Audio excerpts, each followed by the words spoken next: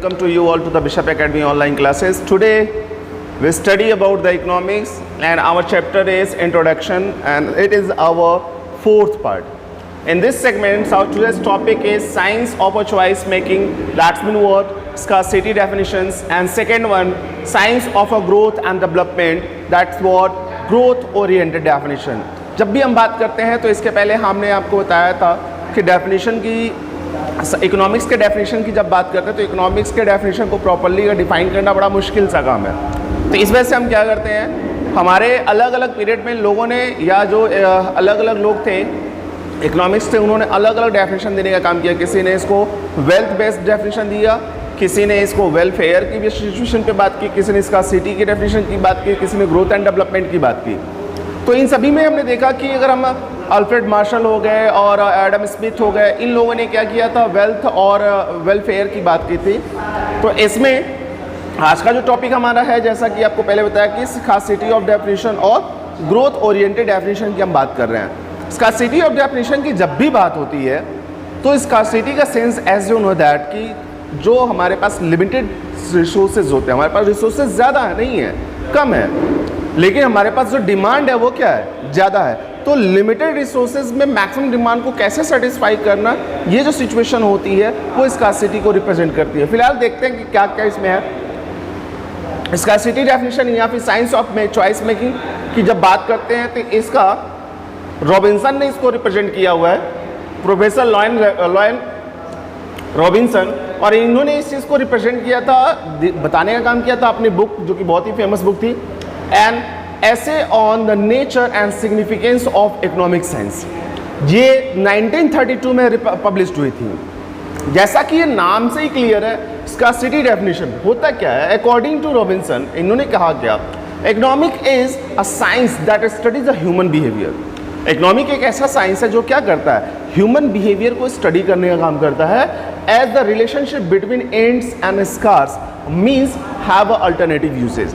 ये किस चीज़ को स्टडी करने का काम करता है कि उस रिक्वायरमेंट की को स्टडी करने का काम करता है जिसमें स्कार्सिटी हमारे पास यानी कि between the ends and scarce, scarce और एंड्स के बीच में, यानी हम जहाँ हम सेटिस्फाई हो जाते हैं उसके और जो हमारी अवेलेबल रिसोर्सेज है उन दोनों के बीच के बिहेवियर को, जिसमें हम क्या करते हैं, एक अल्टरनेटिव्स को यूज करने का काम करते हैं। जैसे अगर हम कोई चीज़ यूज कर रहे हैं आज के टाइम में देखें तो हम क्या करते हैं, हमारे पास सनलाइट है, हम उसे इलेक्ट्रिसिटी को प्रोड्यूस करते हैं, लेकिन दूसरा अल्टरनेटिव भी हमारे पास है क्या, हम जनरेटर को यूज करके भी इलेक्ट्रिसिटी को प्रोड्यूस करते हैं। तो यानी कि जो हमारे पास, ये तो अनलिमिटेड रिसोर्सेज है, लेकिन अगर देखें कुछ ऐसे रिसोर्सेज भी हैं जो बहुत ही लिमिटेड क्वांटिटी में हमारे पास अवेलेबल है।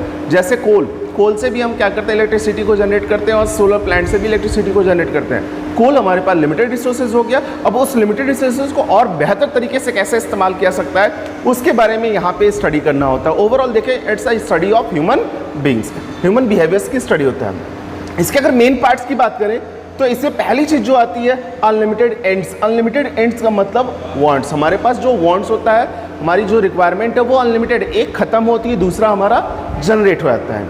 Human wants are unlimited, when one wants is satisfied other wants crop up. जैसे ही पहला वांट्स हमारा क्या होता है, जैसे हमारी पहली इच्छा पूरी होती है दूसरा क्या होता है, जनरेट हो जाता है। दूसरा इसका मेन क्या है, स्कार्स मीन्स रिसोर्सेज, यानी कि अगर हम देखें तो हमारे पास रिसोर्सेज जो क्या है, स्कार्सिटी की बात करता है, हमारे पास कम है, means what, scarce means resources available for fulfilling these wants are scarce और लिमिटेड। अगर देखें तो हमारे पास जो रिसोर्सेज हैं वो क्या है, हमारी वांट्स को फुलफिल करने के लिए क्या है, लिमिटेड है। यानी हमारे पास लिमिटेड रिसोर्सेज में हम क्या करते हैं, बहुत सारे वांट्स को कंप्लीट करने का काम करते हैं जिससे हम सेटिस्फैक्शन को मेंटेन कर सकें। ये इसका मेन ऑब्जेक्टिव है, किसका, इस डेफिनेशन का, स्कार्सिटी डेफिनेशन का या फिर choice of science of choice making का।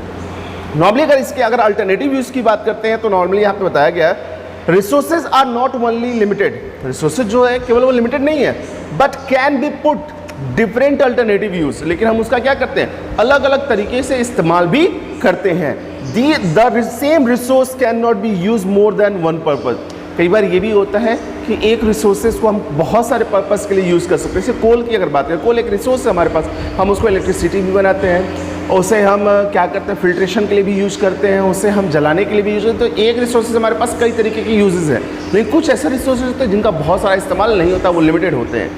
अगर हम बात करें economics is a science, economics is a science के पॉइंट ऑफ व्यू से अगर बात करते हैं तो इसमें कहते हैं according to the Robinson economic is a science. Economics को साइंस मानते हैं। ये साइंस क्यों मानते हैं? कहता है the studies as a systematic knowledge. इन्होंने साइंस को, इकोनॉमिक्स को साइंस के रूप में इस तरीके से देखा है क्योंकि ये भी क्या करता है, एक सिस्टमैटिक नॉलेज को रिप्रेजेंट करता है। और with the regard the human efforts is solving the economics problem, जिसमें क्या करता है, एक ह्यूमन बींग्स अपने एफर्ट से क्या करता है, अपनी इकोनॉमिक्स प्रॉब्लम को सॉल्व करने का काम करता है। जैसे हमें पता है कि हम इकोनॉमिक एक्टिविटीज़ करेंगे तो हमें पैसे मिलेंगे, तो वो एक्टिविटी कितनी ज़्यादा होनी चाहिए, किस तरीके की होनी चाहिए, वो एक सिस्टम होता है जिसके माध्यम से हमें पता होता है कि इतना करेंगे तो इतना मिलेगा, इतना करेंगे तो इतना मिलेगा। तो सेम सिचुएशन यहाँ पे इनके पॉइंट ऑफ व्यू से होता है कि इकोनॉमिक्स भी क्या एक तरह से साइंस है, क्योंकि यहाँ ह्यूमन बींग्स अपने इकोनॉमिक्स प्रॉब्लम को सॉल्व करने के लिए एफर्ट करता रहता है।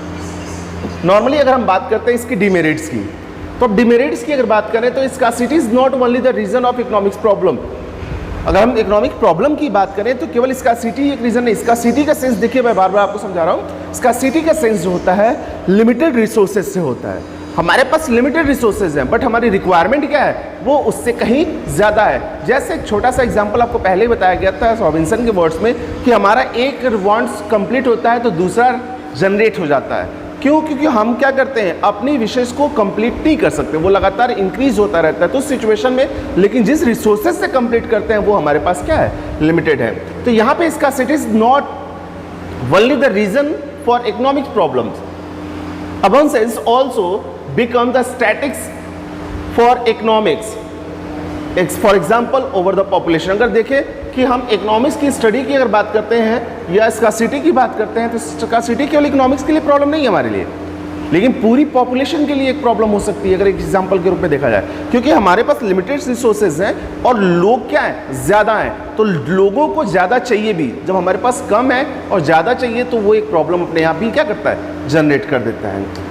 सेकेंड पॉइंट कहता है the definition does not cover the theory of growth and development. इस इनके पॉइंट ऑफ व्यू से क्या है कि ये ग्रोथ एंड डेवलपमेंट के थ्योरी को पूरी तरीके से कवर नहीं करता। और ये भी कहता है the definition does not take into the account of welfare part, और ये भी वेलफेयर पार्ट में भी पार्टिसिपेट नहीं करता। यानी ये अकाउंट, ये जो है ना हमारा स्कार्सिटी जो है ना, वो क्या है कि वेलफेयर की सिचुएशन को भी फॉलो पूरी तरीके से नहीं करता। तो ये था हमारा स्कार्सिटी डेफिनेशन की।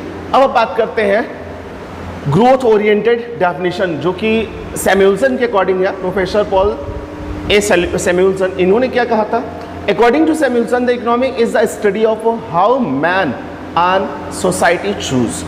यहाँ पे इन्होंने कहा कि जो हमारी इकोनॉमी है या हमारी इकोनॉमिक्स का जो सेंस है वो क्या है कि how man and the society choose, एक व्यक्ति या सोसाइटी कैसे किसी तरीके की एक्टिविटी को या किसी तरीके की गुड्स को चूज करने का काम करता है, और विद और the without use of money, with और without use of money. That's mean what, कि हम किस पॉइंट को कैसे चूज करते हैं, किसके लिए पैसे देने के लिए तैयार हैं और किसके लिए पैसे देने के लिए तैयार नहीं है। इसकी स्टडी जो होती है ग्रोथ ओरिएंटेड के कॉन्सेप्ट में आती है अकॉर्डिंग टू द सैमुएल्सन। इन्होंने आगे भी कहा भी है to employ the scarce productivity resources which could have alternatives usages. कहता है कि हमारे पास जो प्रोडक्टिविटी है, जिसके जो स्कार्स है, लेकिन हम उसको यूज करते हुए उसके अलावा कौन से जो रिसोर्सेज हमारे अल्टरनेटिव बन सकते हैं, हम उसको यूज़ कर सकते हैं। जैसे हमको यहाँ से क्या करना है, गोरखपुर जाना है, तो हम क्या कर सकते हैं, साइकिल से जा सकते हैं, पैदल जा सकते हैं, प्लेन से जा सकते हैं, जो भी हमारे पास वे ऑफ मेथड हम उसको यूज करके अपने डेस्टिनेशन तक जा सकते हैं। तो ये जितने भी मेथड है वो हमारे अल्टरनेटिव्स हैं। उसी तरीके से हमारी अपनी रिक्वायरमेंट में क्या है, यहाँ पे साफ साफ जिससे बताया गया कि हमारी अपनी रिक्वायरमेंट, हमारी प्रॉब्लम क्या है, प्रॉब्लम ऑफ चॉइस है। हमारी अपनी रिक्वायरमेंट में जो स्कार्स प्रोडक्टिविटी रिसोर्सेज जो है, यानी लिमिटेड जो प्रोडक्टिविटी है, जो लिमिटेड प्रोडक्ट रिसोर्सेज है, which could have the alternatives, जिनका अपना कोई अल्टरनेटिव्स होना चाहिए, alternatives usages to produce the various commodity, जिसको हम क्या कर सकते यूज करके कोई बहुत सारे अलग अलग तरीके की कमोडिटीज को प्रोड्यूस कर सके and distribute them for the consumption, और उनको क्या करें, कंजप्शन के लिए डिस्ट्रीब्यूट कर सके। तो ये एक सैमुएल्सन का पॉइंट ऑफ व्यू है। अगर हम बात करते हैं इनके कुछ मेन पॉइंट्स की, तो इन्होंने क्या किया है, realistic explanation of the economics problem. इनके पॉइंट ऑफ व्यू ये रियलिस्टिक्स होती है इकोनॉमिक्स प्रॉब्लम की। कैसे? The growth oriented definition give a realistic explanation of the economics problem. जो ग्रोथ ओरिएंटेड डेफिनेशन है वो क्या करता है, रियलिस्टिक सिचुएशंस और जो होती है इकोनॉमिक्स की उसको रिप्रेजेंट करने का काम करता है। It is also the concern with the problem of choice. इसको हम क्या करते हैं, प्रॉब्लम ऑफ चॉइस के साथ भी कंसर्न कर सकते हैं, यानी कि इसमें मोस्ट ऑफ टाइम जो फोकस होता है वो प्रॉब्लम ऑफ चॉइस का होता है। देखिए ये सही बात है कि बहुत बड़ी सिचुएशन होती है प्रॉब्लम ऑफ चॉइस में। क्या मतलब है, हमको क्या खरीदना है, कब खरीदना है, किस क्वांटिटी में खरीदना है, दैट्स अ चॉइस। ये हमें एक चॉइस करना पड़ता है। अगर हम बात डायनेमिक सिचुएशन की बात करते हैं तो introduction of the economic growth in economic has imported dynamics into the economics problems. ये भी क्या डायनेमिक सिचुएशन है। कैसे? डायनेमिक का सेंस वो सिचुएशन जो लगातार बदलता रहता है, तो हमारा इकोनॉमिक में जो कंडीशन होती है या ह्यूमन बिहेवियर होती है वो भी लगातार चेंज होती रहती है, उस चीज़ को ये रिप्रेजेंट करता है। द कम्प्रिहेंसिव की बात करते हैं तो definition is a very comprehensive of a future oriented, यानी कि यह डेवलपमेंट की बात करें तो सैमुअल्सन का जो डेफिनेशन है वो पूरी तरीके से फ्यूचर ओरिएंटेड है, यानी कि ऐसा करने से क्या हो सकता है, इस तरह की सिचुएशन से क्या हो सकता है उसके बारे में बात करते हैं। तो लॉन्ग टर्म डेफिनेशन की जब बात करते हैं तो professor Samuelson has take a long term prospective of the economics problem. इनका जो सिचुएशन है वो लॉन्ग टर्म प्रोस्पेक्टिव्स रहा है। नॉर्मली इन्होंने ये रखा है कि हम फ्यूचर ओरिएंटेड होने की वजह से क्या होता है, डेवलपमेंट हमारा जो भी वो फ्यूचर में होता है उसको हम फोकस करके आज काम करते हैं, उसको फोकस करके इन्होंने अपने डेफिनेशन को रखा हुआ है।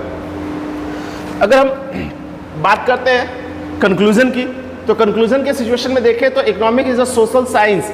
इकोनॉमिक्स जो है क्या है, सोशल साइंस है which studies the economic activities of a people, जो क्या करता है, लोगों की इकोनॉमिक एक्टिविटीज को स्टडी करने का काम करता है। आगे करते हैं, in other word it is a social science and as a science, social science the studies of economics behaviour of the people and the economic phenomena. तो नॉर्मली जैसा कि ऊपर बताया गया है कि ये ह्यूमन बिहेवियर में जो इकोनॉमिक एक्टिविटीज होती है वो पूरी तरीके से उसको स्टडी करने का काम करता है। अगर इकोनॉमिक्स में आगे देखें इसका, तो normally economics is a social science as is same. So dear students, for today, thank you.